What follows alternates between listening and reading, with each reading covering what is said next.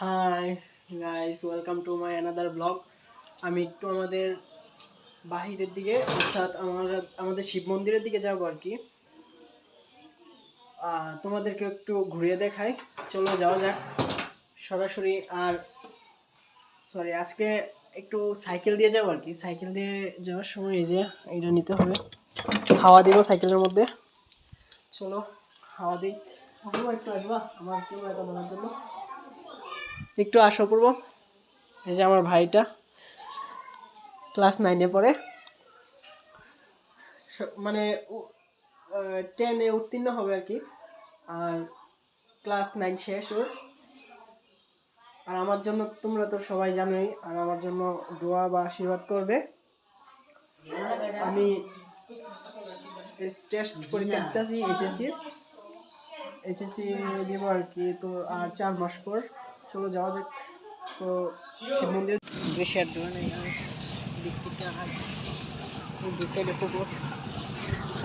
তোমরা যারা যারা নতুন আমার ভিডিও দেখতেছো তারা আমার চ্যানেলটাকে সাবস্ক্রাইব করে দিবা। শিব মন্দিরের রাস্তার মধ্যে ঢুকে পড়ছি, চলো যাওয়া যাক। ঢালু একটু, তাই সুন্দর আসতেছে ভিডিওটা। এদিকের এই গ্রামীণ পরিবেশটা অনেক সুন্দর লাগে, বুঝছো।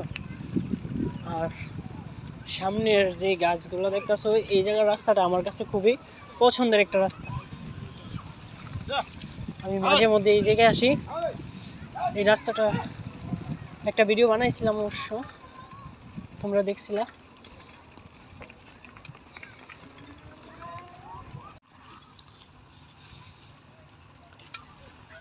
এই যে রাস্তাটা দেখো, এখন রোদরা নাই তাই একটু অন্ধকার।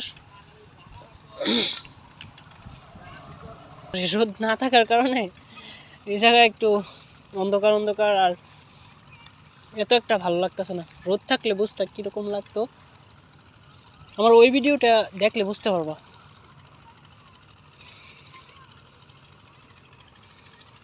এই যে এদিকে পুকুর টুকুর আছে, এদিকে বিল,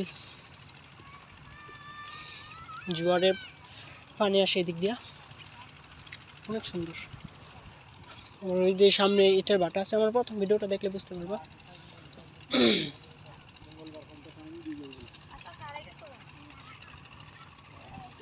এই যে শিব মন্দির বট গাছটা দেখা যাইতেছে। আচ্ছা চলো যাই, যাওয়ার পর দেখাচ্ছি তোমাদের আরো। এই যে এখানে অনেক বাচ্চারা খেলা করতেছে, আবার বড়রাও আছে, ওই যে ক্রিকেট খেলতেছে। এদিকে বাচ্চারা, ওইদিকে বড়রা। এই যে মন্দিরের কাছে কাছে এসে বসছি। ভিতরে ঢুকলে এই মন্দির।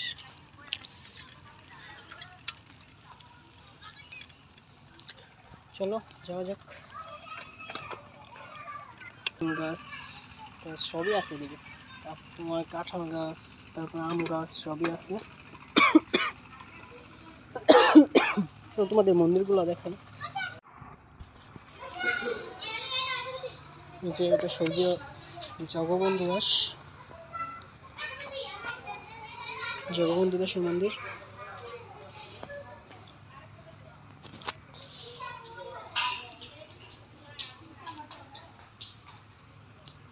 তোমাদের আরেকটা মন্দির দেখাই, এই যে এদিকে আছে আরেকটা মন্দির, এটা শিব মন্দির, বাবা মহাদেবের মন্দির।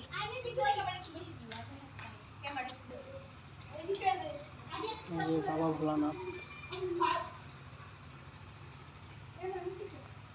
আর উনি আমাদের পুরোহিত মশাই শিব মন্দিরের। এদিকে আছে একটা মানে শিবলিঙ্গ।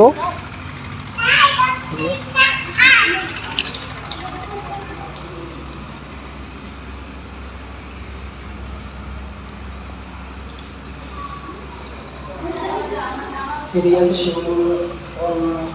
শিবলিঙ্গ, তারপর নন্দীজি।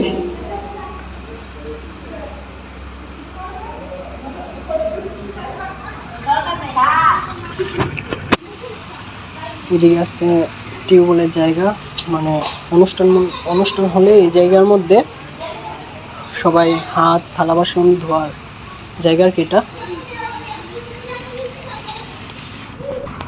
এই যে হচ্ছে এটা বিশাল বড় বট গাছ, আমাদের শিব মন্দিরের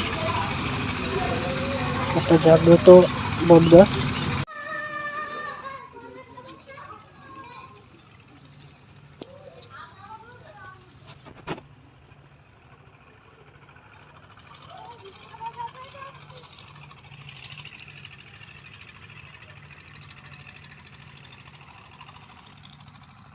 এদিকে জল শুকিয়ে গেছে।